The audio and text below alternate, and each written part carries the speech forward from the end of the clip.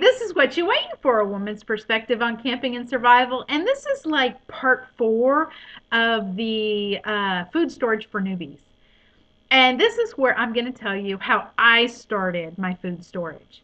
Uh, you're going to build off of this if you start this way, but this is how I started.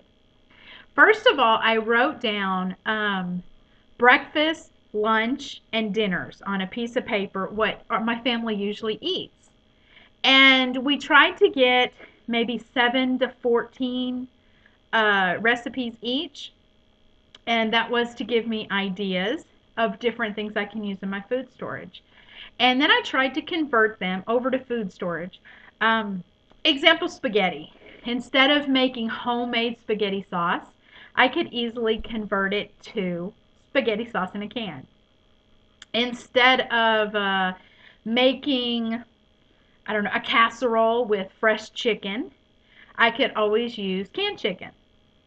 And I wrote down the list for each recipe of how I would use it in my food storage. If it called for milk, I would make sure that there was a dry powdered milk, or canned milk, something like that, because I don't have a cow. But anyway, I converted all my recipes to food storage ability. Um, then I figured out for each one, okay, say I had 14 recipes each, that's enough for 2 weeks. Or if I only had 7, that's enough for a week each.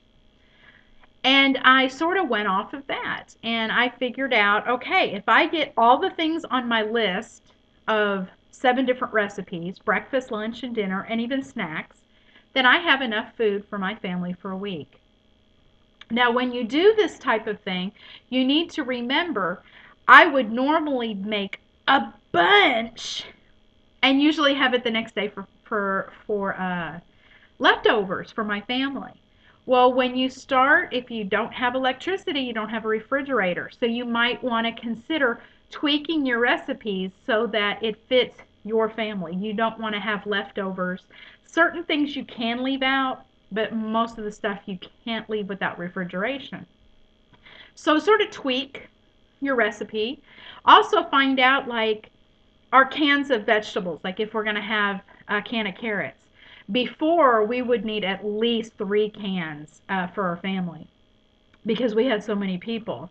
Well, we had some of them leave, so now we're down to about 2 cans will survive on for a vegetable. And so what I figured out is, how many times a month can I eat spaghetti? Or how many times a month can I eat cereal? Well, of course, our cereal, even if we don't have dry milk, they can eat it plain. My kids love to just eat it out of the box. Uh, we'll eat the cereal. They could probably eat cereal 4 times out of the for breakfast, 4 times out of the week because they love it so much. Things like tuna salad, tuna casserole, they might only eat twice a month. Or maybe spaghetti, they love it, they could eat it every single week. So I figured out a month using those ideas, and I figured out how much I would need of each item. Vegetables, if I know we're going to go through, say, 4 cans a day, then I just multiply 4 cans times 30 days. Or if we use 2 cans of vegetables, 2 times 30, so 60 cans would put us through a month. And it takes a lot of preparation, a lot of writing, but once I did it, it was so easy because I knew if I had we use 2 cans of spaghetti sauce, the type that we get, spaghetti sauce every time we make spaghetti. So if I had 8 cans, that's enough once a week. So that's enough for a month. If they were on sale and I went out and bought 16 of them, I know that I had enough for 2 months. And we went from there. And my first goal was to get a week's worth. And I did it. Then our next goal was a month worth. And when things went on sale, we got a month's worth. Then my next goal was 3 months. Now we're between 3 and 6 months. Some of the items that have a longer shelf life were up to a year. But once you get to a certain point, all these cans are going to be overwhelming, and you're going to have to eventually go to the other food storage capabilities. You know, the long term, the rice, the beans, and Mylar bags, and dehydrated. But to get started, this was the easiest for me. So I just wrote down the recipes, got enough recipes, first of all, for a week, breakfast, lunch, dinner. And a recipe could be simple like Pop Tarts, for breakfast. My kids love Pop Tarts. And when I go out, I figure out how much I would need for a month and go out and buy that amount. If it's really good sale, I might buy 3 months worth. And that way I can keep track and I know, well, if I have 6 boxes, it will last me this amount of time. So when I look at my shelving, I can see I have 12 boxes. That'll last this amount of time. I have between corn, carrots, and beans, I have 60 cans. That will definitely last me at least 1 month.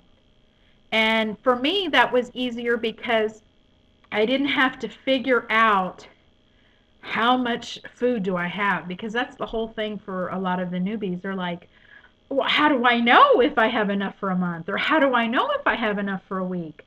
I look in my cupboard and it looks like a lot. Maybe I have enough for 2 months. And then when you figure it out, maybe you only have enough for a week or 2 weeks. So I wrote down the recipes and I add to them whenever I think about it or when we try something new. And don't forget things like raviolis. I mean, that could be a whole lunch in itself.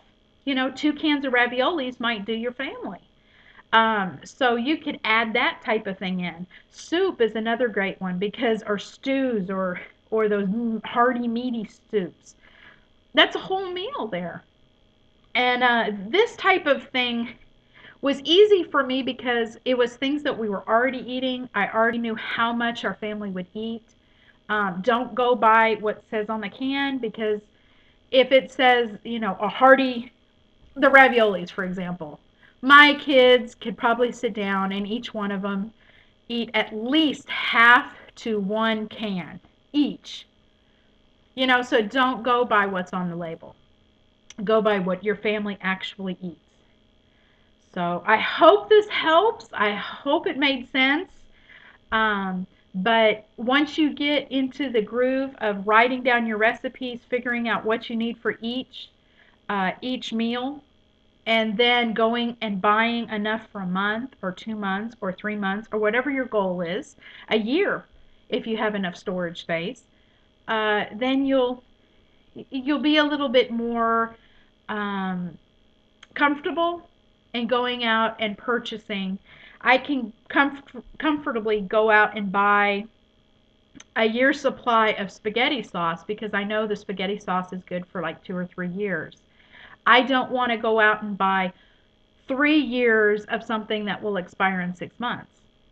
So you have to adjust everything that you buy. And hopefully that made sense. If not, I will be redoing this video. But anyway, that's what I did. Good luck. Bye.